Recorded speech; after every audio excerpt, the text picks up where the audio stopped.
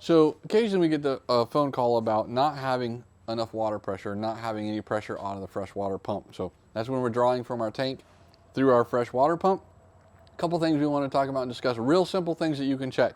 Number one is to make sure that this valve right here is in the vertical position. So this is not in the vertical position, or if it's turned slightly this way, what that's allowing that to do is just pull the water out of the tank and recirculate it right back into the tank, so we're not building pressure into our lines. So that's one thing that we've got to look for. The second thing is whether or not the pump is primed.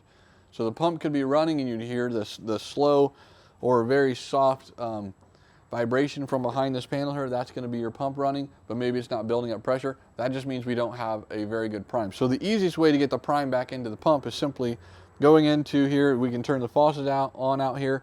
The easiest thing I have found is going in there and opening the low point drain. So we'll take that wall out, just 2 thumb screws. I'm going to show you where those low point drains are. You can turn the pump on, open one of those low point drains, and that will create a vacuum and pull that water through, which then goes and it primes that pump. So let me show you where those valves are. Inside this wall right here, we're going to be all the way over here to the left, and we're looking at the red line and the blue line that goes through the floor. Closest down to the floor, that is the low point drain. So any water that's in the system, when you open that, it's just going to create a vacuum and start draining out the bottom, and that creates a vacuum in the fresh water pump and allows that to pick up a prime.